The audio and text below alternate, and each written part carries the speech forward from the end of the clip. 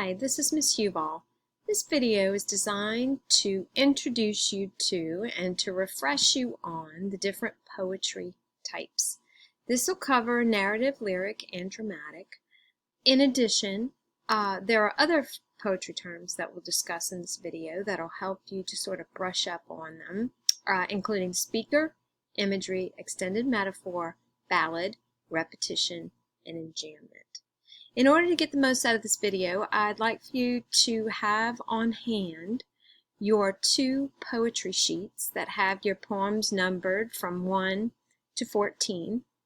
I'd also like you to have your poetry terms sheet out, which has poetry terms numbered from 1 to 41, I believe. All right, so pause me now until you get those resources out so we can all be on the same page. Right, so there are 3 main types of poetry in the world: lyric, narrative, and dramatic. I'm sure you've learned about these before, but let me just refresh you on the differences among these 3 types of poetry. Lyric poems are typically pretty short. They don't necessarily have to be, but typically they are. There's a single speaker, and we've got to remember the difference between the poet and the speaker. Just because a poet writes a poem does not mean that the poet is the one speaking in the poem. I, as a poet, could write a poem in which the speaker is a small child. I'm not a small child.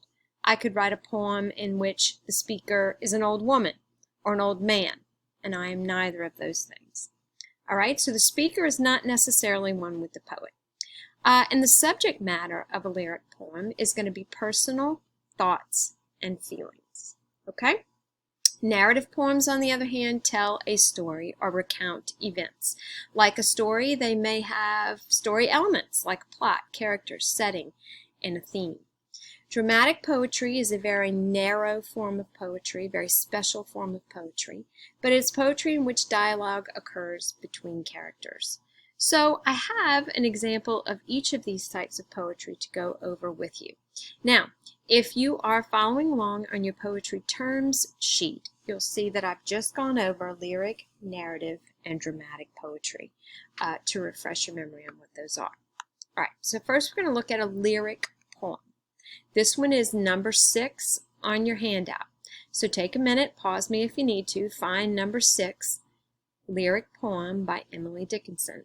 It's probably a good idea to take some notes on your poetry sheet so that you can just have a few ideas jotted down. All right, so it's number 6 on handout number 1. Here's the poem entitled "She Sweeps with Many Colored Brooms" by Emily Dickinson, who's a very famous American poet. She says, "She sweeps with many colored brooms and leaves the shreds behind. O housewife of the evening west, come back and dust the pond. You dropped a purple raveling in, you dropped an amber thread, and now you've littered all the east with duds of emerald. And still she plies her spotted brooms, and still the aprons fly, till brooms fade softly into stars, and then I come away." All right, so in this poem, you've got a big metaphor. I don't know if you caught on to it. There is a woman sweeping, and she's being compared to the sun setting. Okay, so this is an extended metaphor because throughout all 3 of the stanzas there, the metaphor is developed. The woman sleeping, sweeping, being compared to the sun setting. All right, there's a lot of powerful imagery here. There's a beautiful picture in the reader's mind of the colors that appear as the sun goes down, as though someone has swept them with a broom across the sky and over the pond. All right, there's several hints that the sunset is the real focus of this poem. You can see I've bolded them. The evening west, of course, the sun sets in the west.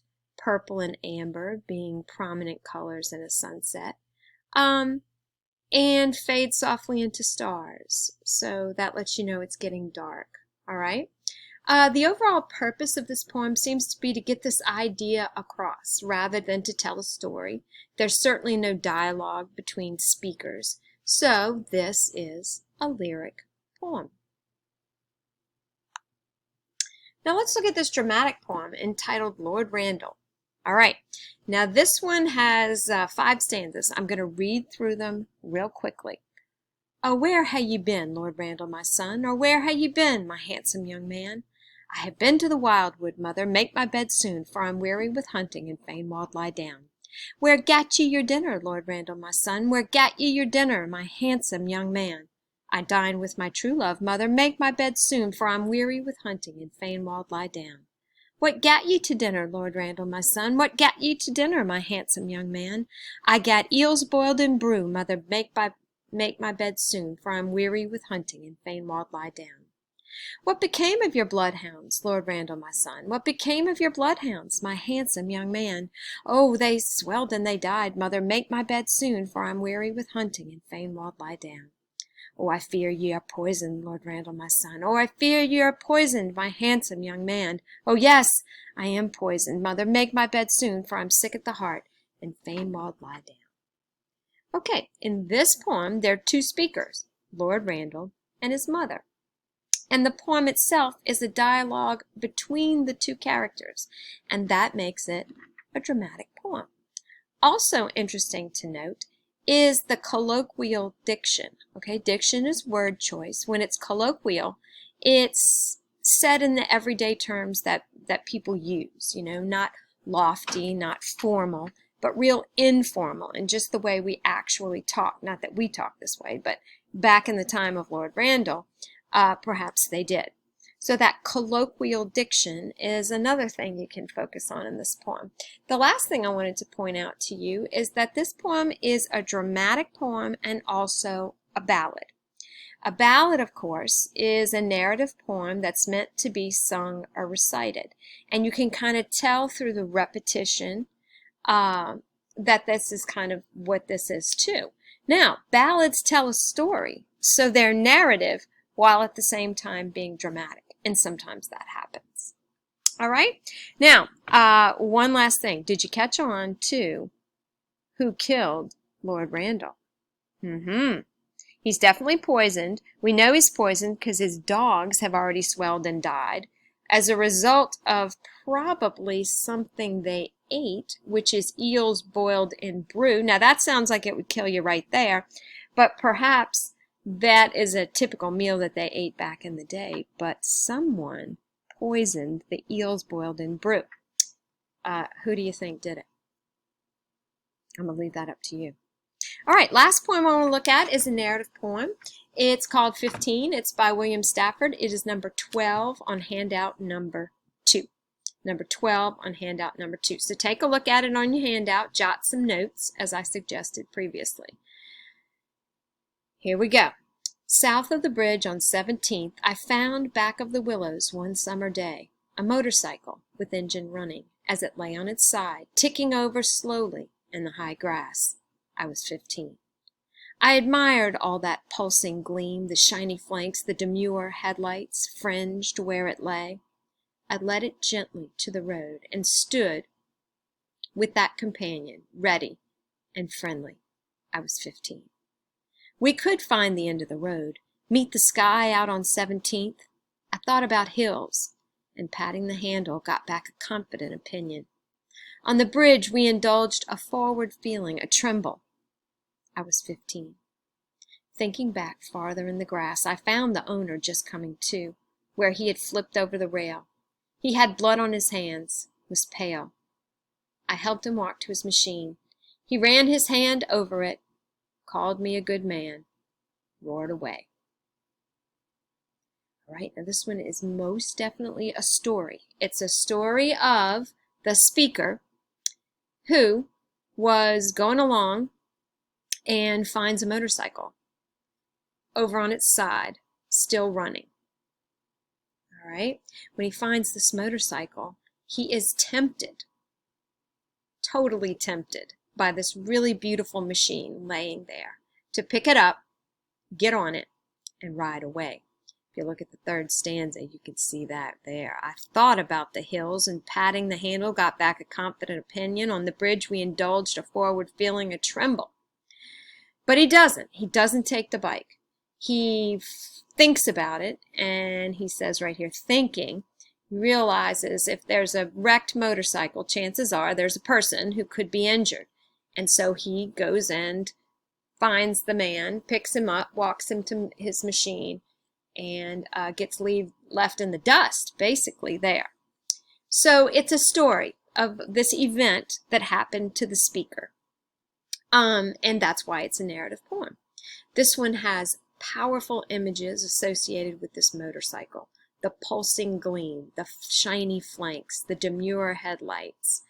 And you can almost see it, the motorcycle with the engine running as it lay on its side, ticking over slowly in the high grass as the wheels go round and round. So real good, powerful imagery. There's also some repetition in there that's used quite effectively. You've got, I was 15, I was 15, I was 15. And that repetition of his age emphasizes the fact that he was sort of at a crossroads in a lot of different ways. He's at a crossroads literally south of the bridge on 17th. And in his life he is. Maybe the impulsive youngster would have taken the bike and gone for a joyride. But this kid who's entering adulthood decides to help the guy. And that's a pretty mature decision. All right, last thing I wanted to mention was enjambment. And you may not have heard of that one before. It is on your poetry list. And what it is when an author doesn't finish his thought at the end of a line. Take this sentence, for example. I found back of the willows one summer day a motorcycle with engine running as it lay on its side, ticking over slowly in the high grass. This sentence is enjambed once, twice, 3 times, and it finally ends in the middle of line 5. So when the thought doesn't end at the end of the line, but instead the thought continues down to the next line, either ending somewhere in that line or somewhere beyond, that's enjambment. All right, I hope this video has helped you with the types of poetry and also to help you brush up on some poetry terms that's going to be important for you to remember as we move forward in our poetry unit and with our school year as a whole. Thank you for listening. Bye-bye.